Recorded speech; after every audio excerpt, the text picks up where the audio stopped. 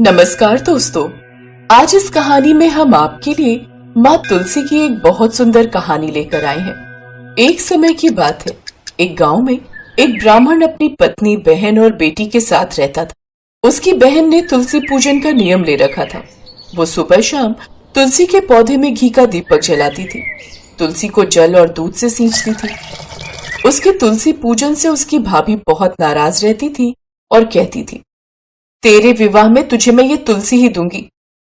एक समय जब ननद का विवाह होने लगा तो भाभी ने गुस्से में आकर अपनी ननद को उसके विवाह पर गहनों की जगह तुलसी की मजरे की माला पहना दी। देखते ही देखते वो माला सोने के आभूषणों में बदल गई। जब बाराती खाना खाने बैठे तो उसकी भाभी ने तुलसी का गमला फोड़कर सभी को भोजन के रूप में परोस दिया। अचानक वह भी स्वादिष्ट व्यंजनों में बदल गया। जब विदाई का वक्त आया तो भाभी ने उसे वस्त्रों की जगह बैग में जनेऊ रखकर दे दिया। लेकिन जब ननद अपने ससुराल पहुंची तो वह जनेऊ की जगह रेशमी कपड़ों से भर गया था। यह देखकर उसके ससुराल में सभी खूब तारीफ करने लगे। विवाह के बाद एक दिन भाई ने अपनी पत्नी से कहा, बहन के विवाह को बहुत समय हो गया है, चलो कुछ समय के लिए उसे लेने के लिए चलते हैं। भाभी ने उसके ससुराल वालों को देने के लिए एक बक्से में तुलसी के पत्ते और मंजरी भर दी। जब वो ननद के घर पहुंचे तो उन्होंने वह बक्सा खोलकर देखा तो उस बक्से में रेशमी वस्त्र और आभूषण निकले, जिसे देख वो सभी बहुत चकित रह गए। ये सब देख भाभी भी हैरान रह गई। तब ननद बोली, भाभी, ये सब मेरी तुलसी पूजन का फल है जो माँ तुलसी ने मुझे लौटाया है।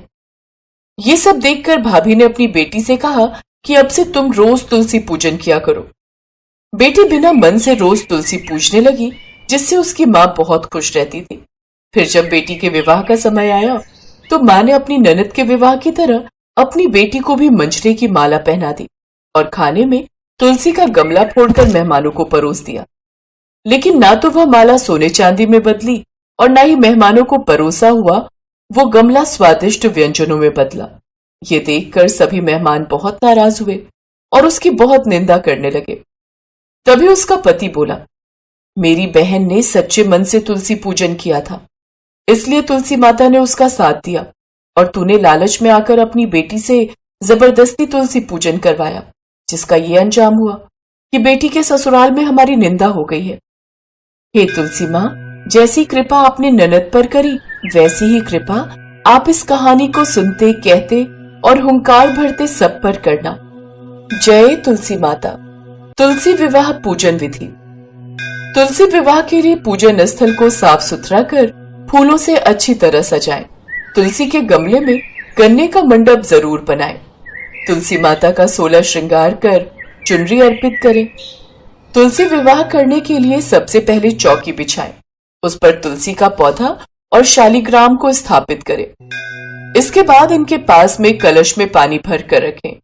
तुलसी और शालिग्राम पर गंगा जल छिड़क कर घी का दिया जलाएं।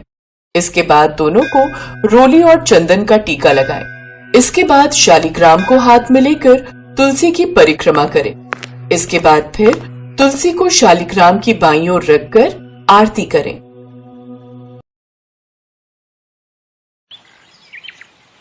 जय जय तुलसी माता, मैया जय तुलसी माता, सब जग की सुखदाता, सबकी वर माता, जय तुलसी माता।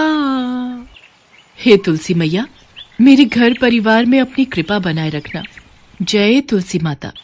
माँ, आप रोजाना तुलसी के पौधे की पूजा क्यों करती हो? महिमा, तुलसी माता हम सबकी माँ है और वो हमारी हर दुख में सहायता करती हैं। इसलिए जीवन में कभी भी अपने आप को अकेला महसूस करो तो तुलसी माता को याद करना, वो तुम्हारी सदैव रक्षा करेंगी। अरे जानकी, बस छूट जाएगी, फिर शाम तक इंतजार करना होगा। महिमा, मुझे आने में 2 से 3 दिन लग जाएंगे। मेरे पीछे से तुलसी मैया की देखभाल अच्छे से करना और चाची जैसा कहें उनकी बात को मानना। अगर बापू की दवाई वैद्य जी ने जल्दी बना दी तो हम जल्दी लौट आएंगे। माँ, तुम चिंता मत करो, मैं तुलसी मैया की पूरी देखभाल करूंगी। आप बापू के साथ आराम से जाओ। सुमन, ये मेरी अलमारी की चाबियां रख लो उसमें मेरे सारे जेवर रखे हैं। चाबी साथ में ले गई तो कहीं खो न जाए। अरे अरे कोई बात नहीं भाभी, आप आराम से जाओ, मैं पीछे से महिमा को कोई परेशानी नहीं होने दूंगी। महिमा की माँ जानकी तुलसी माता की बहुत पूजा करती थी, इसलिए वो जाते हुए तुलसी माँ की पूजा की सारी देखभाल महिमा को दे जाती है। पर विधि का विधान कुछ और ही लिखा था। जिस बस से महिमा के माता पिता जा रहे थे उस बस का एक्सीडेंट हो गया और हादसे में महिमा के माता पिता मारे गए। महिमा का अपने चाचा चाची के सिवाय इस दुनिया में और कोई नहीं था। महिमा बिटिया रो नहीं, देखो तुम्हारे चाचा जी तुम्हारे साथ है ना, मैं भी तो तुम्हारे पिता की तरह ही हूं ना। तू यहाँ बैठ, मैं तेरे लिए गरम गरम जलेबी लेकर आऊंगा, ठीक है? तुझे अच्छी लगती है ना? अरे पागल हो रहे हो क्या? इस अभागिन के लिए कुछ भी लाने की जरूरत नहीं है। अपने माँ बाप को खा गई है ये, अब ये जलेबी खाकर क्या करेगी? जो घर में रूखा सूखा पड़ा है वही खाने दो इसे, ज्यादा सिर चढ़ाने की जरूरत नहीं है। अपनी पूजा बिटिया के बारे में तो इतना कभी नहीं सोचते। चाची मुझे भूख नहीं है, आप मुझे वो रोटी दे दो, मैं वो खा लूंगी। पहले मैं तुलसी में दिया जला दूं, शाम का समय हो रहा है। माँ हमेशा संध्या के समय तुलसी में दिया जलाती थी और वो मुझे कहकर गई थी कि मैं सुबह शाम तुलसी माता की सेवा करूं। खुद तो तेरी माँ ऊपर चली गई और तेरे ऊपर ये काम छोड़ गई है। घर के काम पहले खत्म कर, बाद में तुलसी में दिया जलाना। महिमा शाम का खाना बनाती है। सारा काम खत्म करके वो तुलसी में दीपक जलाती है और वहीं तुलसी माता के पास बैठकर रोने लगती है। तुलसी मैया, माँ क्यों चली गई? माँ बापू के बिना दिल नहीं लगता, मैं उनके बिना बहुत उदास हूँ, मुझे नींद भी नहीं आती। माँ कहती थी आप तो सबकी माँ हो। माँ मुझे बहुत डर लगता है, आप मेरे साथ रहोगी ना? महिमा आंगन में बैठी रो रही थी, तभी उसे तुलसी के पौधे में से आवाज आती है। महिमा डरो नहीं, जब तक मैं तुम्हारे साथ हूँ तुम्हारा कोई भी बाल बांका नहीं कर पाएगा। बेटी तुम बिल्कुल भी चिंता मत करो, तुम्हें जब भी कोई परेशानी हो तो तुम मुझे याद कर लेना, मैं तुम्हारी मदद को आ जाऊंगी। तुलसी माँ, ये आवाज तो तुलसी मैया के पौधे से आ रही है, इसका मतलब तुलसी मैया तक मेरी प्रार्थना पहुँच गई है। मैया अब मैं बिल्कुल भी नहीं डरूंगी, मैं जानती हूँ आप मेरे साथ हो। महिमा तुलसी माता की आवाज सुनकर खुश हो जाती है। उसको यकीन था कि तुलसी माता का आशीर्वाद उसकी माँ के रूप में उसके साथ था। पर महिमा की चाची के स्वभाव में बहुत अंतर आ गया था।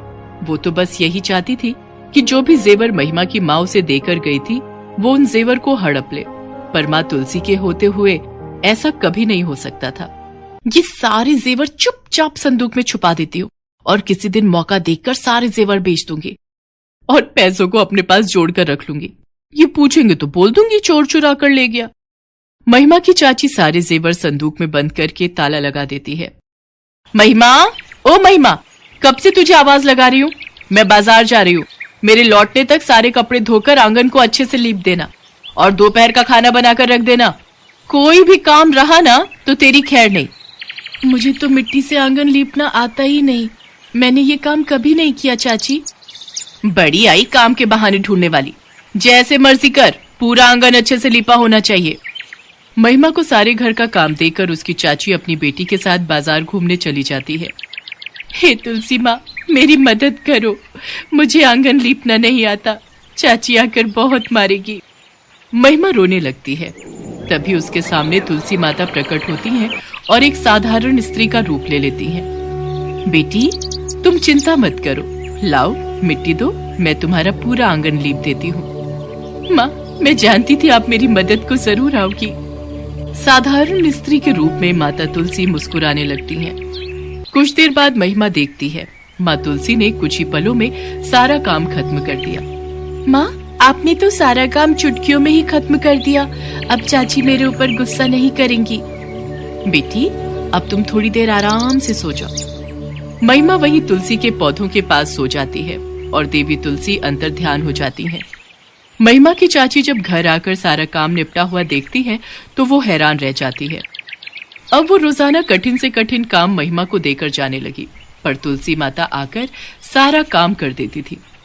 एक दिन महिमा की चाची ने चोरी छुपे तुलसी माता को स्त्री के रूप में घर का काम करते हुए देख लिया।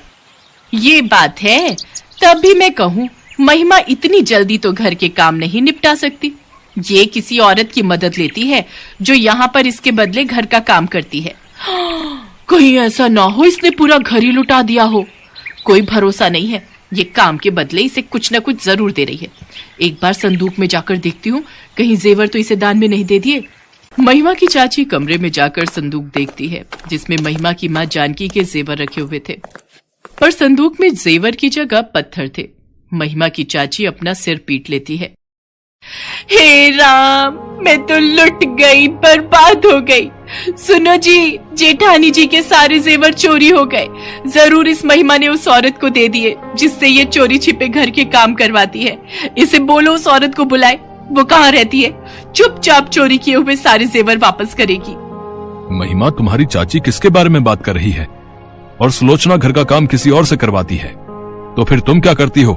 घर के काम तो तुम्हें करना चाहिए ना। मुझे कुछ भी समझ में नहीं आ रहा है। चाचा, चाची सारा दिन घर के काम मेरे से करवाती थी।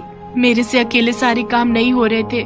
मुझे कुछ काम करने ही नहीं आते, इसलिए मैंने तुलसी माता को बुलाया। चाची जिनके बारे में कह रही है वो तुलसी माता है, वही रोजाना मेरी मदद को आती हैं। देखो देखो, ये किसे बुद्धू बना रही है। भला तुलसी के पौधे में से भी तुलसी माता बाहर आ सकती हैं? ऐसा कभी हो ही नहीं सकता। ये तो पागल हो गई है या किसी के कहने पर ऐसा कर रही है। इससे पूछो कि सारे जेवर कहाँ हैं। ना जाने इसने किसे दे दिए। सबसे पहले तो उस औरत को बुलाए, इसको बोलो अभी के अभी बुलाए। हे तुलसी मैया, चाची को विश्वास नहीं हो रहा कि आप मेरी मदद को आती हो। माँ आओ ना, मेरी मदद करो। चाची को बताओ मैंने आपको कोई गहने नहीं दिए हैं। हे तुलसी माता, मेरी मदद करो। महिमा रोने लगती है। तभी तुलसी के पौधे में से माँ तुलसी प्रकट होती हैं। घबराओ नहीं महिमा बेटी, मेरे होते हुए तुम्हें कुछ नहीं होगा। सुलोचना, तुम्हारे मन में लालच में देख सकती हूँ। तुमने एक भोली भाली बच्ची पर कितने अत्याचार किए हैं। मैं इसका दंड तुम्हें अभी दे सकती हूँ। नहीं माँ, चाची को कुछ मत कहो। चाची की तरफ से मैं माफी मांगती हूँ। हे तुलसी माँ, आपके दर्शन पाकर हम तो कृतार्थ हो गए। हमें क्षमा करो माँ, मैं इन सबसे अनभिज्ञ था। मुझे नहीं पता था कि सुलोचना महिमा के साथ ऐसा व्यवहार करती है। मुझे माफ कर दो मैया, मुझसे भूल हो गई। मेरी आंखों पर लालच का पर्दा पड़ गया था। मैं आज के बाद कभी भी महिमा और पूजा दोनों में भेदभाव नहीं करूंगी। मुझसे गलती हुई माँ। तुलसी माता संदूक में रखे पत्थरों की तरफ अपने आशीर्वाद का हाथ बढ़ाती हैं और पत्थर फिर से जेवर में बदल जाते हैं। उसके बाद सबको अपना आशीर्वाद देकर तुलसी माता अंतर ध्यान हो जाती है। उस दिन से महिमा की चाची भी तुलसी माता की सेवा में लग जाती है। माँ तुलसी के आशीर्वाद से महिमा के जीवन में सब कुछ ठीक हो जाता है।